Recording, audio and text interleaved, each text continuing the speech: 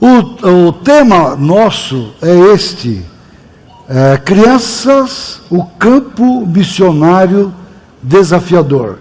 E tem aquele subtítulo, né, dizendo o seguinte: a igreja precisa urgentemente reconhecer que as crianças são o maior campo missionário do mundo, o mais necessitado e, por mais absurdo que possa parecer, é também o mais negligenciado, né? O que fazer em relação a isso? Na verdade, esse é um campo missionário realmente desafiador, alcançar as crianças. Eu costumo pensar que quando eu estou na minha cidade, eu tenho que pensar em todas as crianças da minha cidade, as crianças do meu bairro, as crianças do meu país. E o Brasil hoje tem um exército de mais de 60 milhões de crianças. Uma vez a gente fez um exercício de pensar como seria se todas essas crianças fizessem um grande desfile aqui na nossa frente. Então nós colocaríamos de 6 em 6, 1, 2, 3, 4, 5, 6 alinhadinhas aqui, em fila, talvez começando dos mais pequenininhos. Vamos pensar na janela 4-14, dos 4 anos, depois de 5, 6, todas as crianças brasileiras marchando.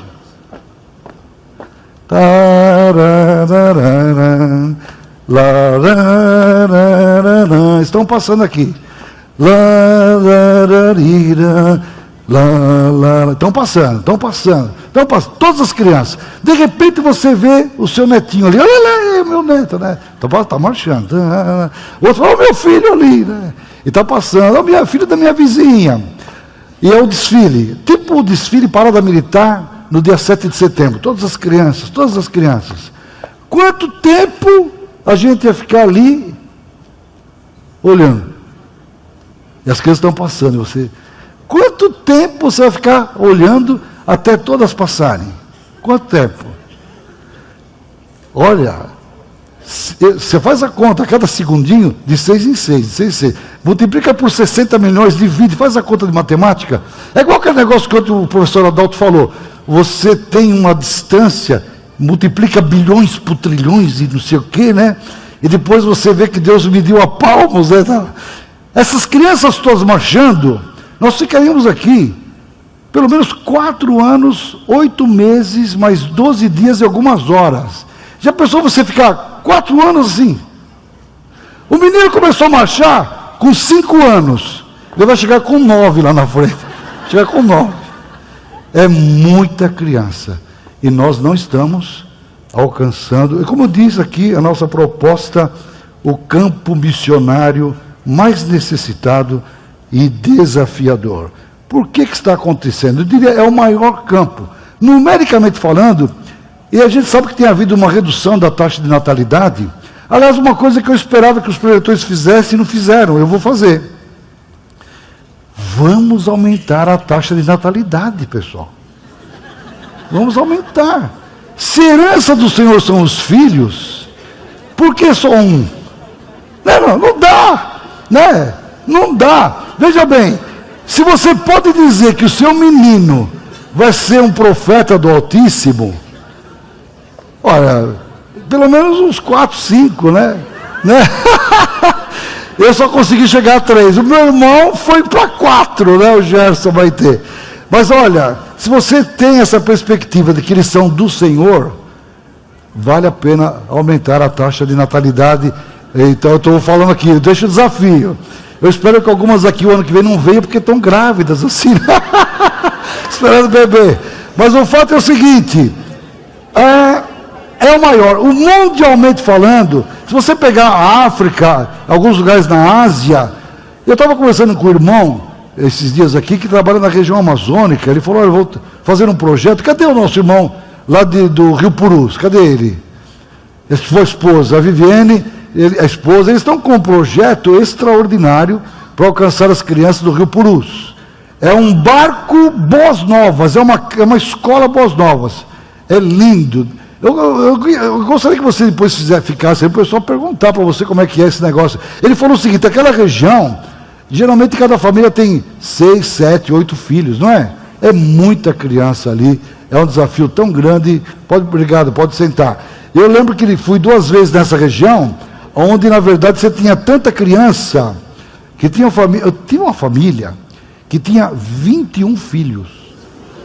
Não, 18, 17. É tanta criança, que você vai no barquinho assim, o barquinho para, tem 4, 5 casinhas, você fala, será que tem alguém aqui? Mas de repente cada família tem 10, 12 filhos, você já tem 60 crianças ali, já tem um clube bíblico para começar. E você sai do barco, né? Naquela época a gente tinha uma plancha para não cair no barro, né? Saindo e tal. E as crianças, elas olham para você e saem correndo para o meio do mato. É o homem da vacina que chegou. É um problema. Para você conseguir trazer de volta, cantando, falando e tal. Aí você conta a história e mostra a figura, Deus é bom para mim, né? Vai. Aí o pior é na hora de ir embora. Ora, diz que tem tanta criança que alguns meninos não têm nome. Não tem nome, acho que o pai não tem repertório, mas a gente dava o nome. Débora, né?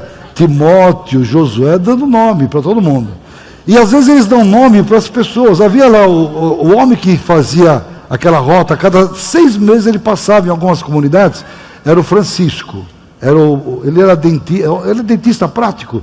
Então, onde você ia, o pessoal dava o nome Francisco, em homenagem, né? Francisco. Eu fui 2 vezes lá. Na segunda vez já tinha Gilberto. Bom, quando você vai voltar para o barco, é diferente. Que aquela criança toda gruda assim em você, e você está entrando no barco, aquele monte de criança entrando junto, né? Então, e o pai no barranco, pode levar.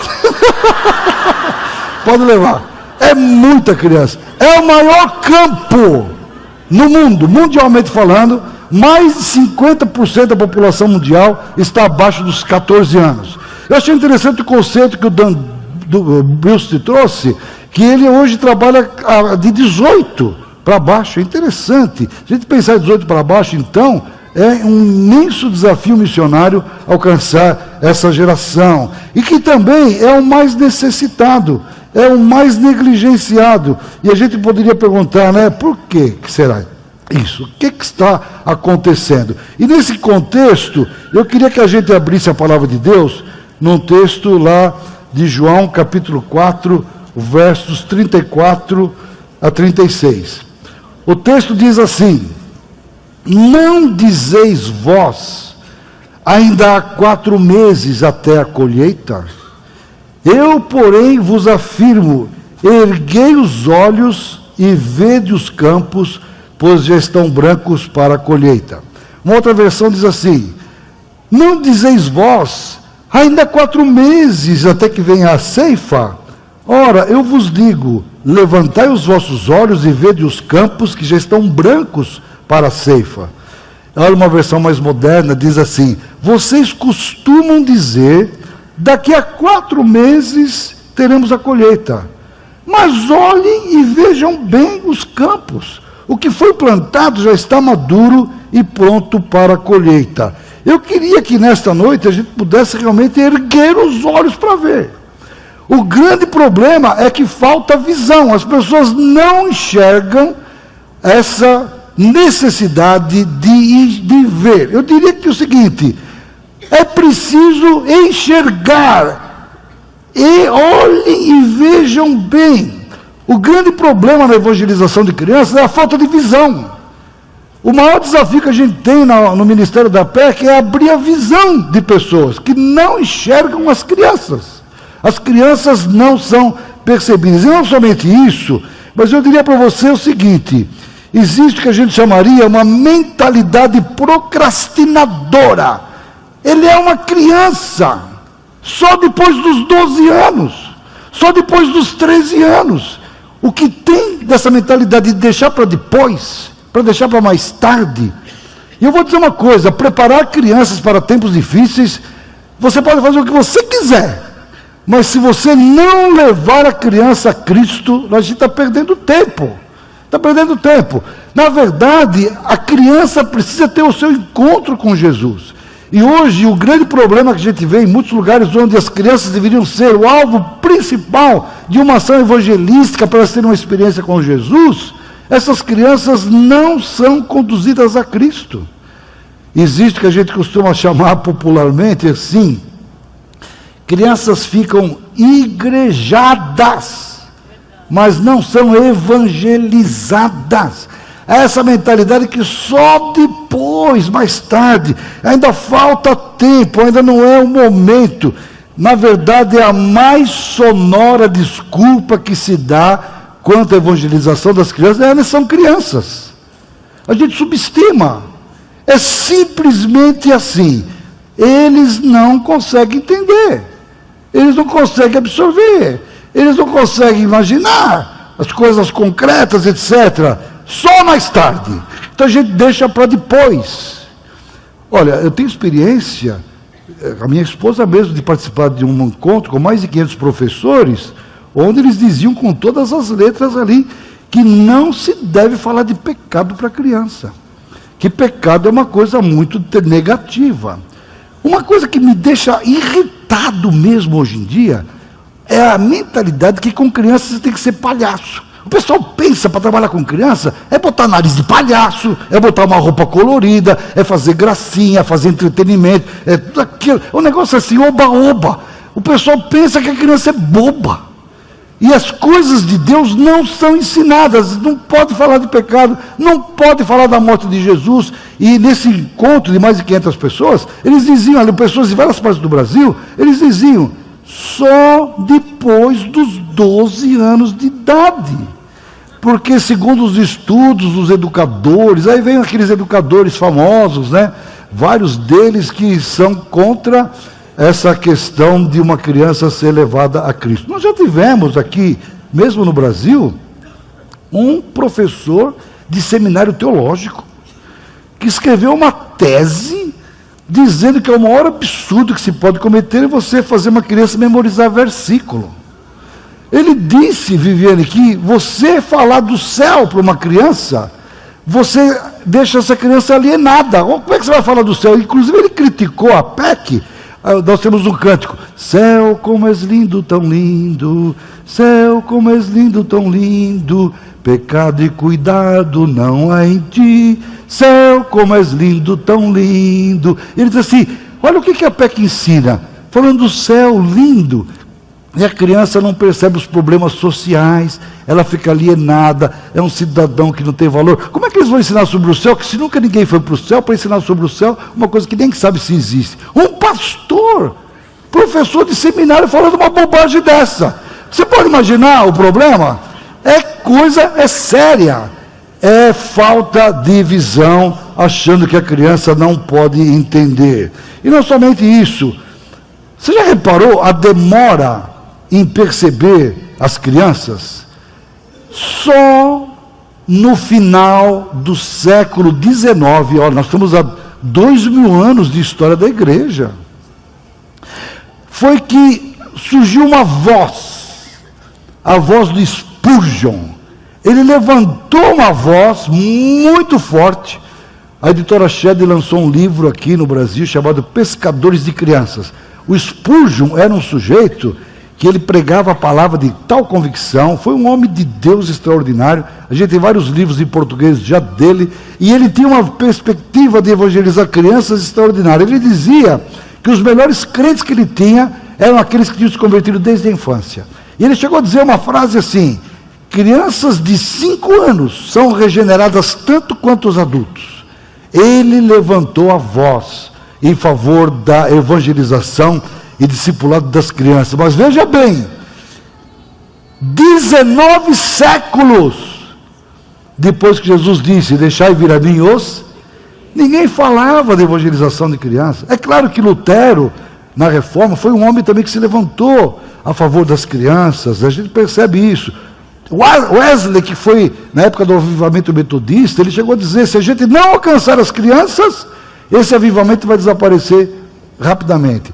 E o Dan Brusting falou aqui para nós, uma frase que o ISB também usa, que está na nossa Bíblia de Recursos, que uma geração apenas separa a igreja da extinção. Se a gente não alcançar as crianças, o que vai ser? Agora, teve uma pessoa que ouviu a voz do Spurgeon. Foi Overholtzer. Overholtzer, ele ouviu a voz do Spurgeon. Ele era um pastor, já chegando aos seus 60 anos nos Estados Unidos, Jesse Overholtzer. E quando ele leu que uma criança de 5 anos podia ser regenerada, tanto quanto adulto, ele ficou inconformado. Como é que é possível uma coisa dessa?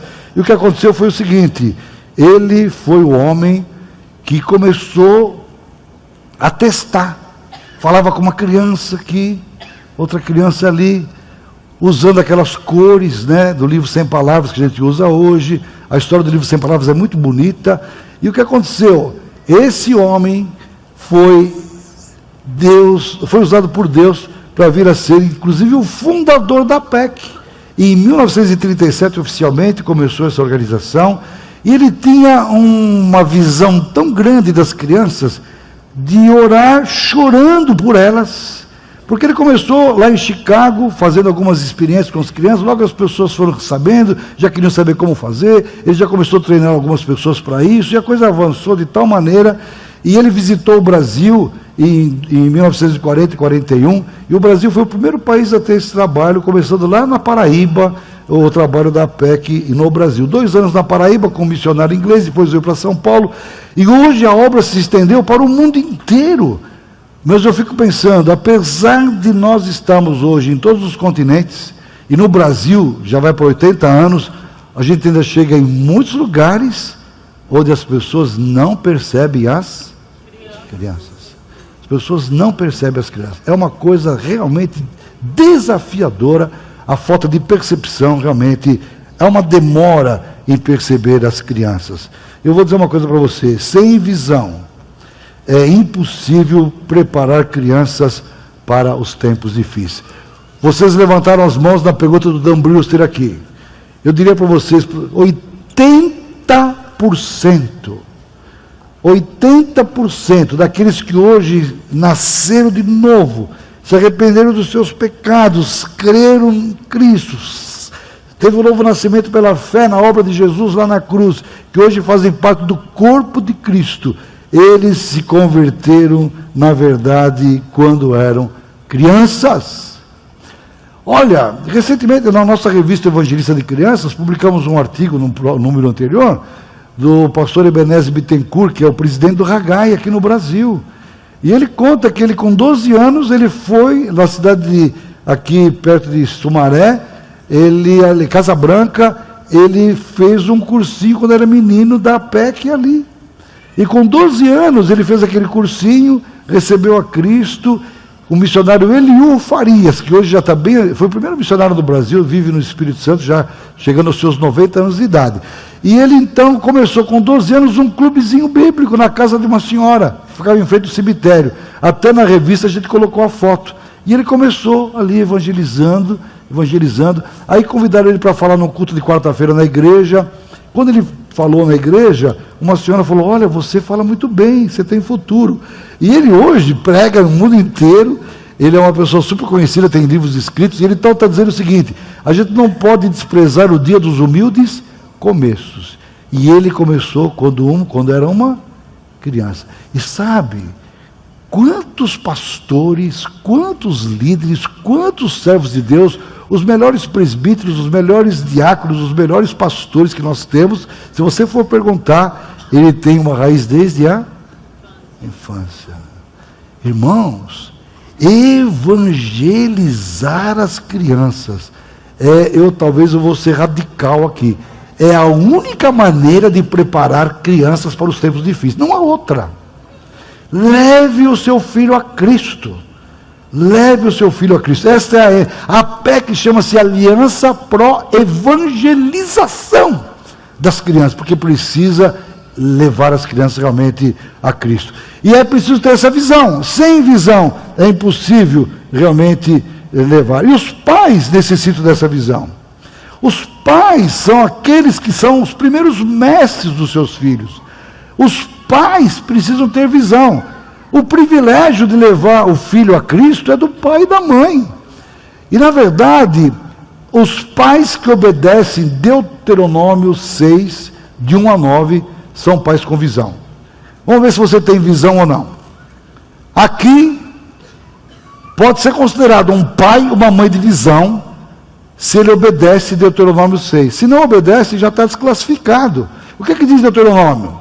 Essas coisas que eu vos ordeno estarão no teu coração. Tu as inculcarás a teus. Ele começa a dizer o seguinte: amarás ao Senhor teu Deus de todo o teu coração. Essas coisas que eu te ordeno estarão no teu coração, né? E você vai inculcar, falando pelo caminho e tal. Há uma responsabilidade de você passar para o teu filho e o filho do teu filho. A gente viu hoje sobre os avós, né? Você vai fazer isso com o teu filho e com o filho do teu filho. Sempre abrange os netos, sempre. Você vai encontrar várias vezes na Bíblia essa questão. Tu, o teu filho e o filho do teu filho. Onde é que você entra num lar que a criança levanta de manhã, o ambiente é da palavra de Deus? Sai para a escola, para qualquer lugar, a palavra de Deus. Senta para uma refeição, para uma conversa, é a palavra de Deus. Na hora de dormir, na hora que vai dormir, é a palavra de Deus.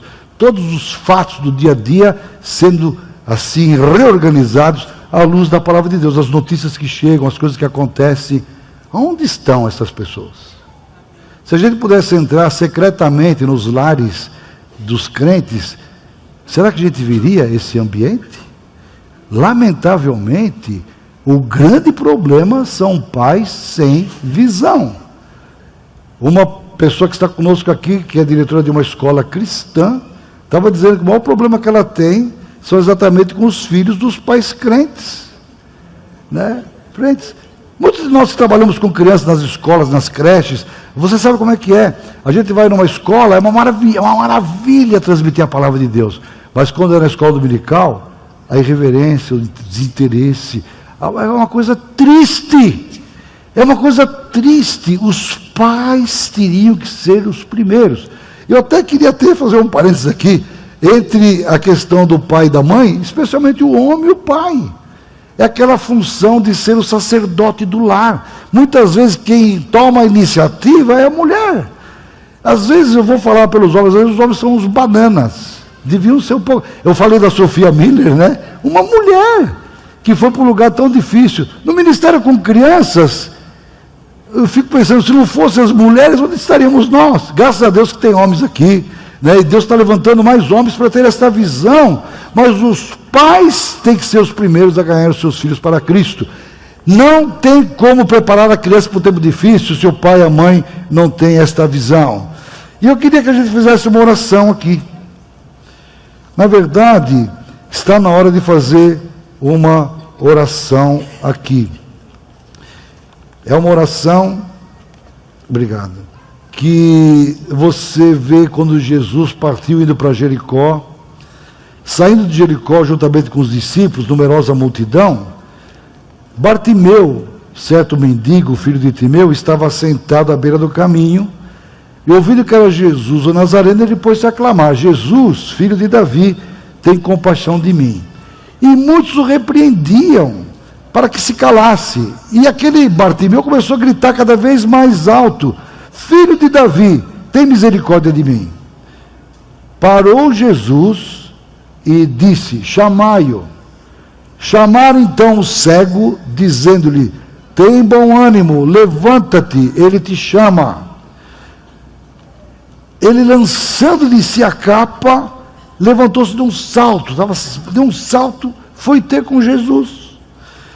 E Jesus lhe perguntou o seguinte: que queres que eu te faça? Eu queria pedir que os cegos do Brasil, os cegos daqui desse congresso, né, os cegos da nossa pátria, venham e escutem a pergunta de Jesus: o que queres que eu te faça? Talvez se há uma oração que a gente precisa fazer hoje à noite aqui, é: Senhor, eu quero ver a criança como um campo missionário. Eu quero ver a criança como um campo missionário. Jesus mesmo disse: quem receber uma criança como essa em meu nome, a mim me recebe. E ele dá o desafio diante de uma criança de irmos ao encontro dela como um pastor que deixa 99 ovelhinhas e vai à procura daquela que estava perdida. E quando ele se levantou diante da pergunta de Jesus, que queres que eu te faça? Ele disse, mestre, eu quero ver. Talvez eu queria que eu quero fazer essa oração. Eu quero ver o campo que é o coração de uma criança.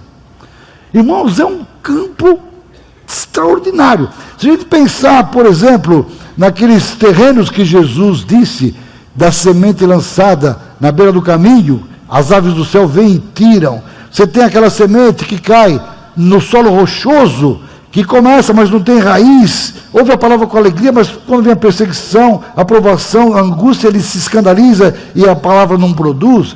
Fala daquela semente que cai num terreno cheio de espinhos, onde é semeado, mas os cuidados do mundo, a fascinação da riqueza sufoca a palavra, fica infrutífera. Quase que eu diria o seguinte, à beira do caminho, a terceira idade, o coração já está endurecido. Como é difícil as pessoas depois de uma certa idade, eles dizem, eu nasci na minha lei eu vou morrer, e não querem se render à palavra de Deus. Já aqueles são o solo rochoso, a idade adulta, o camarada só pensa em ganhar dinheiro. Ele não tem interesse nas coisas de Deus. Os jovens estão fascinados pelas as fascinações desse mundo, querendo buscar status, querendo buscar realmente aquilo que satisfaz os seus apetites e da carne. Mas as crianças, é o coração bom, aquela boa terra. Senhor, me abre os olhos, eu quero ver o campo que é o coração de uma criança, para poder semear ali, onde produz 30, 60 e 100 por um. De cada 100 missionários que deixam a sua cultura, para poder aprender uma nova língua, uma nova cultura, quase que mais de 92, 93%, desde a infância. É uma coisa extraordinária isso daqui. É muito difícil uma pessoa de uma idade adulta vir a ser usado por Deus. É claro que há, mas alcançar uma criança para Deus é uma vida inteira para servir ao Senhor. O que queres que eu te faça? Como um cego Bartimeu, Senhor, eu quero ver. Abre meus olhos. Nós temos que abrir os olhos. E talvez a coisa mais difícil para a gente fazer, saindo de um congresso como esse, é fazer com que outras pessoas abram os olhos. Que a gente abra os olhos. Que um avivamento venha no nosso país, através do alcance das crianças. Nós precisamos realmente enxergar essa realidade. Agora, há uma segunda coisa que precisa ser feita. Além da visão, é preciso ação. Esse texto de Mateus 18, 11 a 14, é daquela parábola do homem que tinha 100 ovelhas, e Jesus diz, o Filho do Homem veio buscar e salvar o que estava perdido. O que vos parece? Um homem tem 100 ovelhas, uma delas se extraviou, ele vai pelos montes à procura daquela que estava perdida. É incrível essa ação do pastor. Então eu diria o seguinte, visão e ação. Na verdade, a criança tem que ser bem recebida, maravilhosamente bem recebida. Quem recebe uma criança como essa, a mim me recebe. Jesus já dá o escopo da criança como uma obra missionária. Ele diz, não façam tropeçar nenhum desses pequeninos, não desprezeis a nenhum desses pequeninos. O Filho do Homem veio buscar o que estava perdido, e ele termina aquela passagem clássica de Mateus 18, no versículo 14, dizendo, não é da vontade do Pai que um só pequenino se perca. Isso significa o quê? Eu tenho que ir atrás das crianças, nós temos que sair. Irmãos, eu quero fazer um apelo aqui, para a gente sair das quatro paredes, irmão. Vamos sair das quatro paredes. Já pensou se cada igreja aqui representada tivesse pelo menos 3 clubes bíblicos na casa dos crentes, alcançando as crianças da vizinhança? Vamos buscar. Mal e mal, os pais não alcançam os seus próprios filhos. Às vezes não temos pessoas para alcançar as próprias crianças na igreja. E o que pensar aquelas que estão fora, que é a grande maioria? Nós temos que agir. Quem tem visão tem que ter realmente ação. E a melhor ação na questão de preparar crianças para os tempos difíceis é a ação que a gente chamaria assim do pastor. Quando Jesus colocou aquela criança no meio deles, disse: olha, se não vos convertedes, não vos tornares como criança, de modo algum entrareis no reino dos céus. Nada identifica melhor a ação de alguém que tem visão como a ação de um pastor. Eu até diria para você o seguinte: a visão da criança como campo missionário conduz a uma ação missionária. Missionários entre as crianças. Se a gente pudesse sair daqui, todos nós, como missionários da janela 414. Ao terminar esse congresso, a gente na APEC no Brasil chama janela 014, desde bebezinho, né? Desde pequenininho. Sai daqui, eu sou, quem que você é? Eu sou um missionário da janela 014. A visão do campo missionário me leva realmente a agir. E como eu mencionei, é o trabalho do pastor que mais realmente identifica a ação que nós devemos ter. Um pastor, ele age em três dimensões. A gente diria o seguinte: a primeira dimensão é procurar os perdidos. Então, eu sou um missionário entre as crianças, da janela 4. O que eu vou fazer? Onde é que tem criança perdida? Primeiro vamos ver se tem alguma criança perdida em casa. Chega em casa e vê se o seu filho já se converteu. É isso mesmo. Nós temos tido não só experiência tão grande de alunos que vêm fazer os cursos da PEC e depois eles pensavam que os filhos já eram cristãos, nascidos de novo e não eram. E pode conversar com a criança e levar a criança a Cristo. Como também nos cursos da PEC é notório, pessoas que vêm fazer o curso como professores de crianças que ainda não nasceram de novo. Tem muito pastor até igrejado. Tem muito presbítero igrejado. Tem muita gente que está membro da igreja que não nasceu de novo. Quase que todo ano a gente vê pessoas se convertendo, até no nosso Instituto de Liderança. Eu tive uma experiência no ano 2002 de uma aluna que já tinha sido obreira fora do Brasil, missionária, veio fazer o liderança. Na segunda semana do liderança que ela nasceu de novo, se converteu. Ela não era convertida. Já pensou uma coisa dessa? Tem muita gente assim. Então, onde é que estão os perdidos? Quem tem o coração de pastor, ele vai procurar o perdido. Não só procurar o perdido, a outra dimensão do trabalho é apacentar os cordeirinhos. Não é só evangelizar, mas também discipular. Tem que dar o alimento, a sã doutrina. Tem que realmente cuidar do cordeirinho. E a terceira coisa que faz parte do trabalho do pastor é livrar e proteger do inimigo. A gente vai falar um pouquinho sobre isso daqui a pouquinho, sobre essa ação de proteger do ataque do inimigo. Se naquela história contada por Jesus havia uma ovelhinha perdida, as 99 estavam em segurança, eu não sei não. Eu acho que hoje a gente talvez diria assim: estão 99 perdidas. Quantas nos nossos lares? Onde estão os clubes bíblicos para as crianças? Por que não há empenho de evangelizar nas escolas, nas creches? Nós tivemos o retiro de obreiros agora e todos nós estamos comentando como está diminuindo o alcance. Pessoas não querem mais gastar tempo, dedicar uma hora na semana para ir numa escola, numa creche, para ensinar a palavra de Deus. A coisa está ficando complicada. Não há essa ação de ir em busca dos cordeirinhos perdidos. Na verdade, nas redondezas da igreja, por que a gente não abre turmas de investigadores da Bíblia para ensinar a Bíblia para as crianças? Por que há pouquíssimo interesse em realizar programas para, tipo, escolas bíblicas de férias, nas férias, campanhas de evangelização no mês de outubro? Agora, chegando o Natal, fazer programas de Natal, para poder fazer o aniversário de Jesus e levar as crianças da nossa vizinhança a Cristo. Essa ação do pastor em busca da ovelha perdida realmente é muito necessária. Você tem ideia de quantas crianças estão perdidas agora? E, na verdade, na sua própria casa, família, igreja e também na sua vizinhança. O desafio realmente é imenso. E eu diria também que a ação do pastor de apacentar os seus cordeiros envolve realmente alimentar, cuidar, governar, dirigir E o alimento é a doutrina bíblica saudável. Trabalhar com criança, irmãos, não é coisa de palhaço, não é coisa de monitor, não é coisa de professor, é coisa de pastor.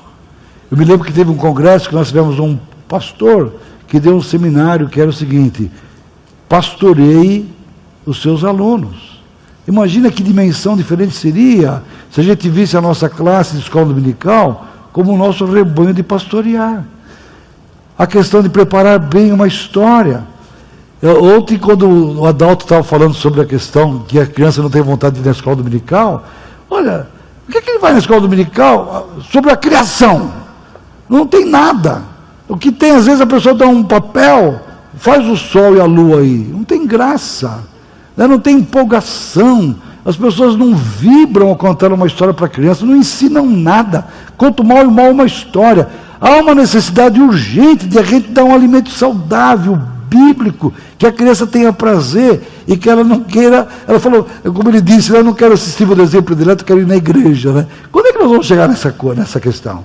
Quando tivermos pessoas bem formadas, pessoas bem preparadas, pessoas que sabem preparar bem uma lição, que possam cantar um cântico com alegria, memorizar versículos, seja uma coisa boa, não palhaçada. Chega de entretenimento. Eu vejo às vezes nos convido para encontros grandes de crianças, é só oba-oba. É preciso mudar essa mentalidade. A criança dá o dia, a semana inteira, com tanta coisa de atividade, ela vem para ficar uma horinha na igreja e você vai fazer brincadeira? Dá licença. Falta de visão e falta de ser pastor. O pastor não pode brincar. Ele tem que realmente cuidar, alimentar, organizar, dirigir, orientar e fazer com que aquele cordeirinho possa crescer de uma forma saudável. E também livrando do inimigo. Há uma guerra real que está acontecendo hoje. É uma coisa realmente impressionante. O objetivo do diabo é dominar as mentes das crianças. Olha, menininho, com isso aqui na mão, assim, é ridículo. Nós estamos adultizando as crianças, nós não deixamos a criança nem ser criança. A gente realmente, às vezes, quer que a criança fique ali um momento entretida que não nos atrapalhe. É uma coisa séria. Na verdade, muita gente não percebe o que está acontecendo. É uma guerra espiritual para dominar a mente e os cérebros das nossas crianças. Na verdade, é uma guerra invisível. Eles querem ocupar os cérebros infantis. As famílias estão sendo bombardeadas. Não há filme, não há novela, não há programa que não lance granadas mortíferas para desestabilizar a família. Sempre que aparecer uma família, em qualquer programa de televisão, qualquer cinema, é para ridicularizar. É para ridicularizar. É uma coisa triste que está acontecendo. Sem a gente entrar, não dá tempo de entrar nas mensagens subliminares que vem ali, as teorias as ideias de ocultismo, de satanismo. Há um ódio de Satanás pela criança.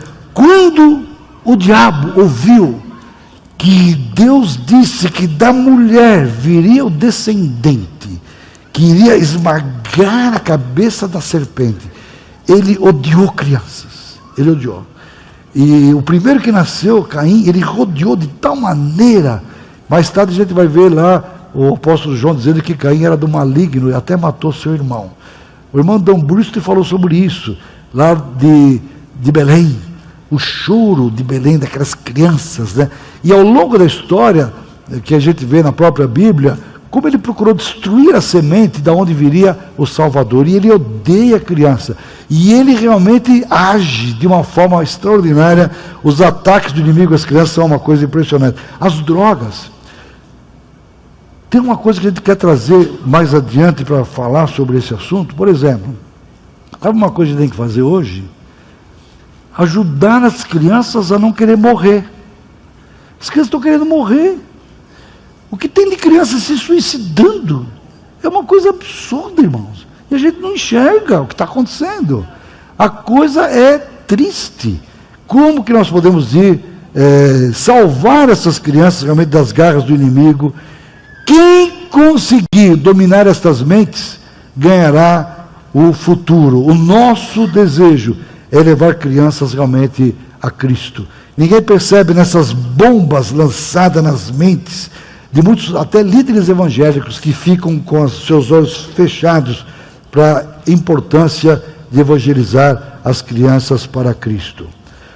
Eu mencionei Spurgeon, ele brigou e muito pela evangelização e discipulado das crianças. Ele afirmou uma vez o seguinte, olha a frase dele: espero que você não esteja entre aqueles que esperam ver suas crianças convertidas apenas quando forem crescidas, e sente-se satisfeito ao deixá-las permanecerem em seus pecados enquanto são crianças. Espero que você ore pela conversão das crianças enquanto são crianças, e esteja trabalhando nesse sentido com a ajuda gloriosa do Espírito. Se você estiver fazendo isto, não conheço qualquer outro serviço mais adequado para incluir os anjos do céu, se lhes fosse permitido fazê-lo. Que coisa impressionante.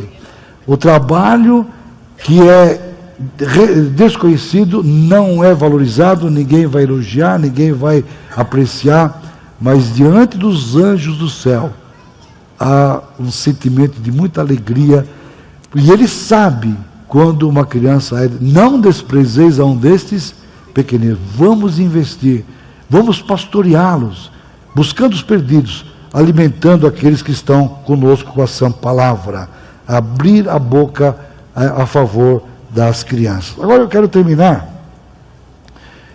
que é o seguinte, vamos ler João 21, de 15 a 17.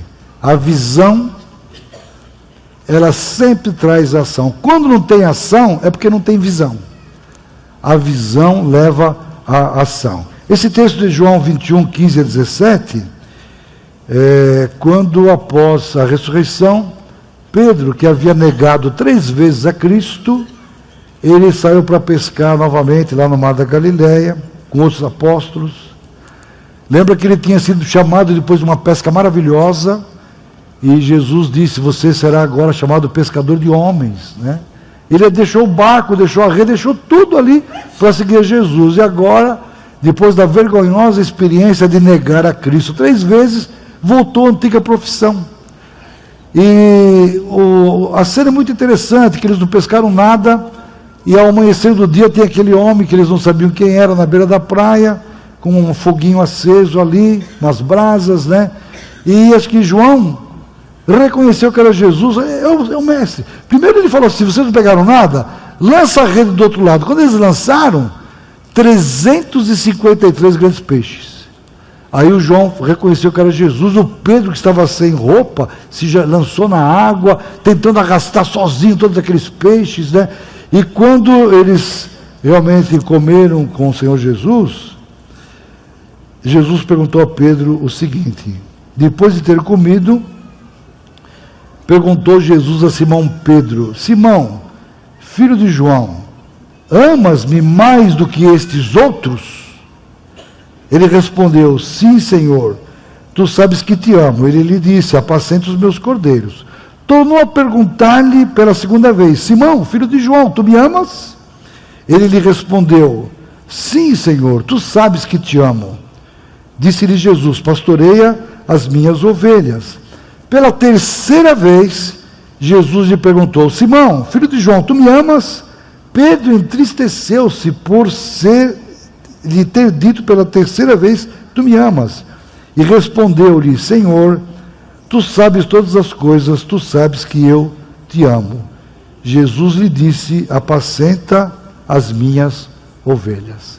Interessante aquela pergunta: tu me amas mais do que estes outros?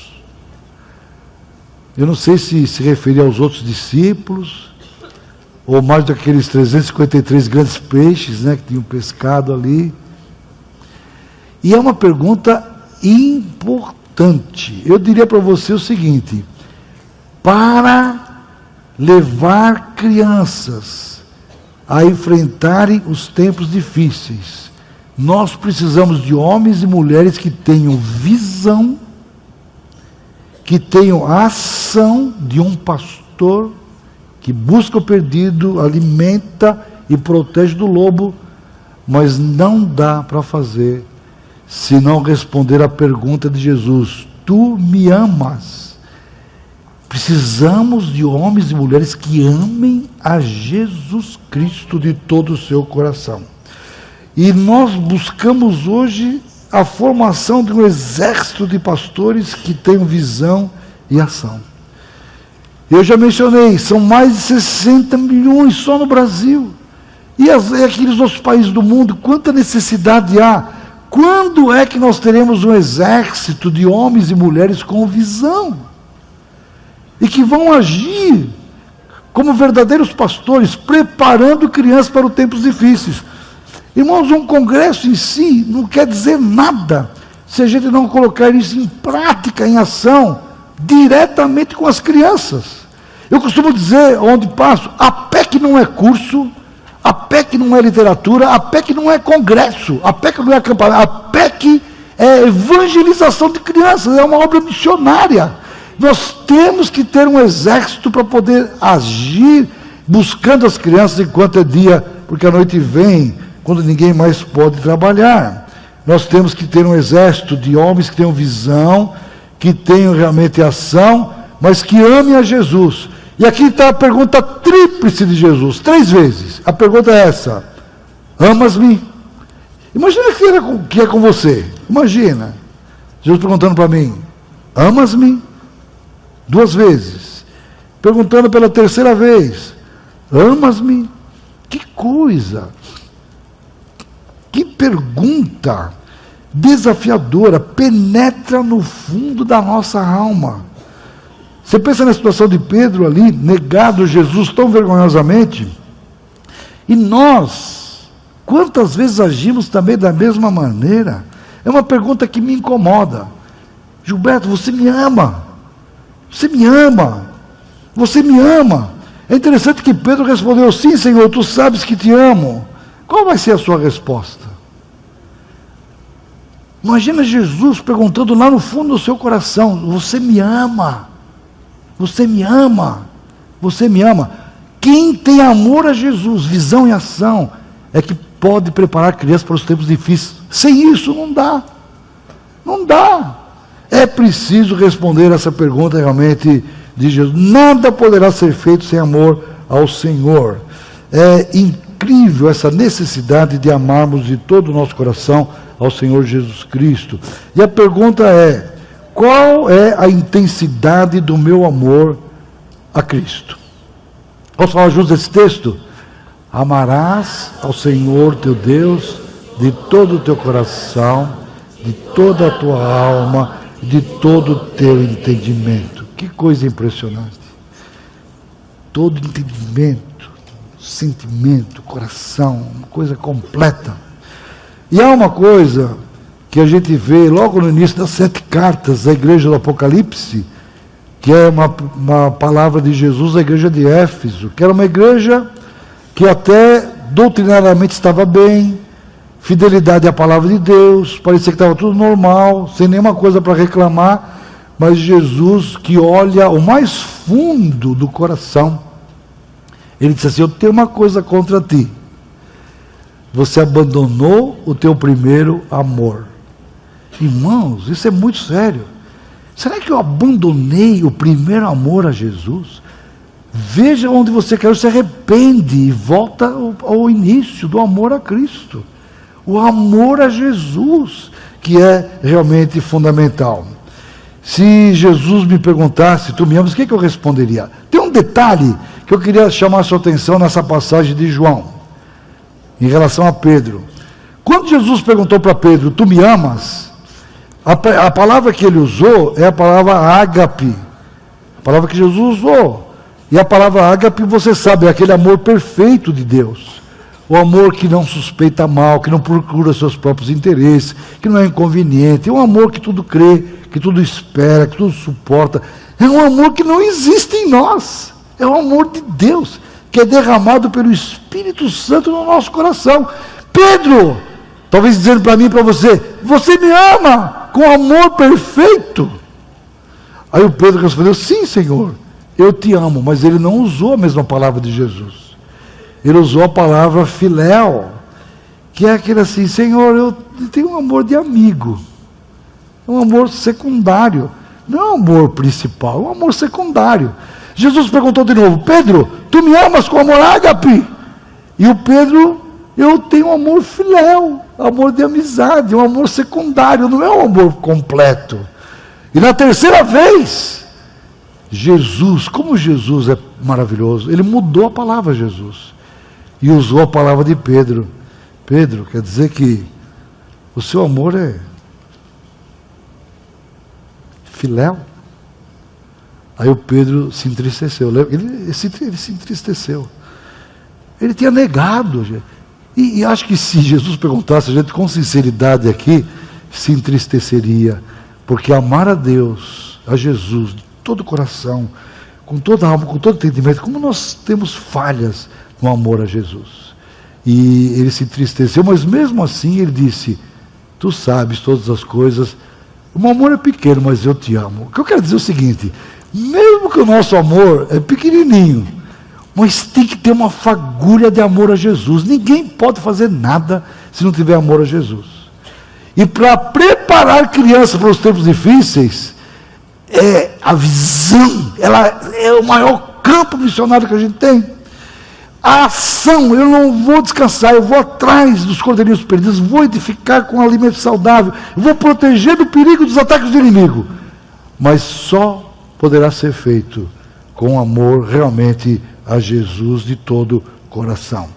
Eu quero dizer para vocês uma coisa, talvez, embora aquele amor fosse pequeno, mesmo assim Jesus deu a ordem, apacente os meus cordeiros.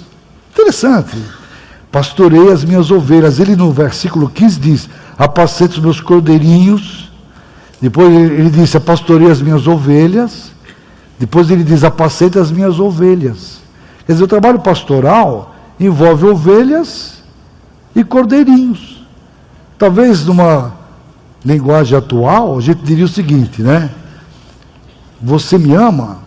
Então, apacenta os cordeirinhos, apacenta as ovelhas e apacenta as ovelhas também, né? Pode apacentar as ovelhas também, né? Mas é preciso ter amor a Jesus. E aí entra uma coisa importante. Nós temos algumas coisas no nosso coração que precisam ser tiradas. Vamos ler juntos essa frase de Lutero? Você pode ler junto comigo? Aquilo que uma pessoa mais ama, isso é o seu Deus. Já pensou? Amarás ao Senhor teu Deus de todo o teu, mas só que aquilo que uma pessoa mais ama, isso é o seu Deus.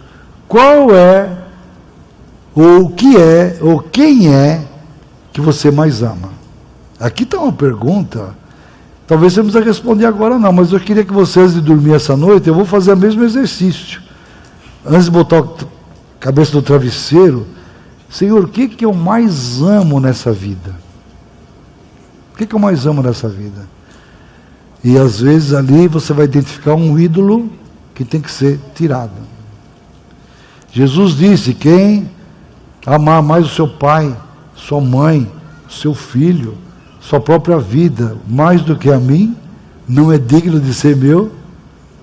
Irmãos, é claro que nós vamos odiar os nossos queridos, ninguém, mas o fato é assim, o amor a Deus tem que sobrepujar todas as outras coisas. E a gente então precisa cair nesta questão de tirar os ídolos do coração. O que de fato eu mais amo? E pedir perdão, tirar, arrancar, quebrar. Às vezes são coisas até legítimas, mas que ocupam o lugar do Senhor na nossa vida. Jesus tem que reinar como o Senhor absoluto na nossa mente e no nosso coração. E há uma oração a ser feita aqui. Vamos falar juntos essa oração? É uma oração interessante. Ele diz que pelo Espírito Santo de Deus, com poder no nosso coração, Cristo se instala em nós de tal maneira que a gente possa compreender. Vamos falar essa parte aqui. Para que Cristo habite pela fé nos vossos corações, a fim de, estando arraigados e fundados em amor, poderes perfeitamente compreender com todos os santos qual seja a largura e o comprimento e a altura e a profundidade, e conhecer o amor de Cristo, que excede todo entendimento, para que sejais tomados de Deus. Essa é a necessidade nossa hoje, pedir que Ele nos faça plenos do amor de Deus, cheios realmente da sua presença. Acho que houve uma... Então é preciso a visão, resumindo tudo, é preciso a ação, é preciso o amor a Cristo. 80 campos, pessoas chamadas, pessoas capacitadas, pessoas realmente que estejam prontas a terem seus cooperadores, com compromisso, pessoas que possam realmente fazer, quem sabe, essa oração. Não sei se você estaria disposto nesta noite a orar assim: Senhor, o que queres que eu faça? Homens e mulheres de visão, de ação, de amor a Jesus. Talvez uma outra oração a ser feita. Eu queria que Osés, com o seu grupo aqui, pudesse nos ajudar numa canção. É uma outra oração a ser feita: eis-me aqui, envia-me a mim. Homens e mulheres que quebram os ídolos do coração, que amam mais do que qualquer coisa o próprio Senhor Jesus, que nos amou primeiro, orando para que, pelo Espírito Santo com poder, Jesus se instale em nós, para a gente compreender a altura, a profundidade, a largura, o comprimento do amor de Cristo, que excede todo entendimento, de ser tomado da plenitude de Deus. Não sou mais eu quem vive, mas Cristo vive em mim. Um exército com a visão do campo missionário, prontos para agir em favor das crianças, cheios realmente do amor de Cristo. Amar a Jesus é a atitude do coração.